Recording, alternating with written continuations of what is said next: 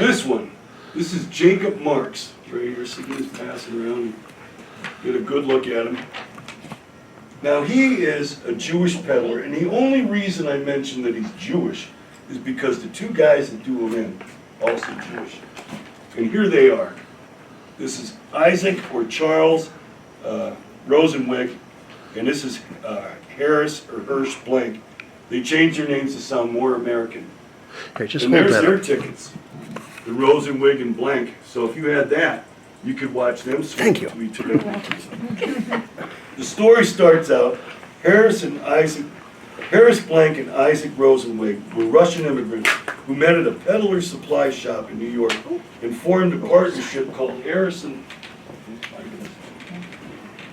I'll never have that photo again. Thank you.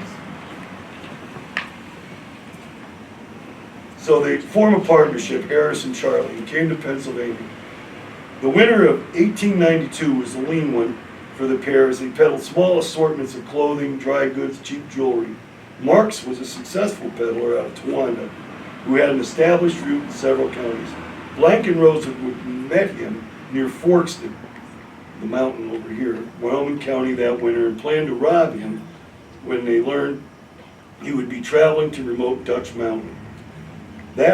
The pair met Marks again on March 18th as they started up the mountain. Blank's horse fell in the snow and Marks assisted him, and that's when Rosenwig stole Marks' jewelry box that contained about $1,300 in jewelry and hid it in the snow.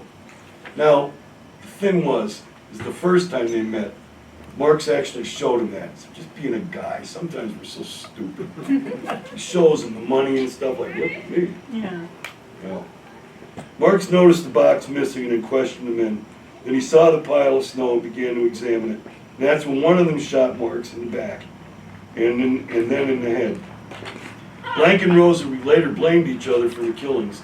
The two tried to dump Marks' body in a well, but the men were working nearby, so they found an empty barn and stashed his body inside. They took his rigs and his goods, and they told people that they had bought that from him. The fugitives traveled to New York, Wisconsin, Michigan, and were all while fearing capture. Blank later said that the face of Jacob Marks seemed to appear to us. In April, Marks' brother, so I always get a kick out of this, they send the Marks brothers, and his brother-in-law began searching for him after he failed to return to the home for Passover. They met a man who had seen him and the two other peddlers going up Dutch Mountain on March 18th, and remembered hearing 2 pistol shots and seeing Marks' rig. The relatives followed the tracks in the snow, and that led them to a building. Inside a barn, Marks found his body under an old quilt in the stall. Towanda Police Chief D.M. Wilcox hired 2 experienced New York detectives to help him with the manhunt. They tracked the suspects to Milwaukee, but it is unclear how they traced them to their final destination. The killers fled lastly to Montreal, where Blank sent to New York for some possessions he had shipped there after the murder. The trunk that he has from New York, they had it ordered and brought it back to Montreal. On July 14th, 1892, the Towanda police chief and detectives arrived 2 days later. They captured both men, escorted them to Tunkhannock, awaited trial for first-degree murder charges. A large ledger book maintaining the Wyoming County Pathonatory's office chronicles the courthouse proceedings in January of 1893. After a 2-day trial, a jury found Rosenwig guilty on January 12, 1893. Blank's trial also lasted 2 days, and they found him guilty as well. The presiding judge, Judge John Sitzer, the hanging judge, is the same judge that hung the other guy, sentenced the men to hang.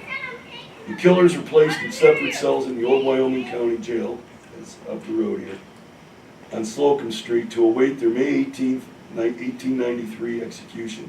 They tried to escape using a fork and piece of iron from their beds and nails to try to dig through the brick mortar, and they worked for several nights before the sheriff discovered them and moved them into different cells. Again, the two tried to escape, working unsuccessfully for 5 nights to remove iron window castings before being discovered. When the day of the execution arrived, trainloads of people traveled to Titanic to watch them die. But they only gained admittance to the hanging was with a printed ticket from Charles S. Knapp and bearing the names of Blank and Rosenwig. So that's these. Got your tickets.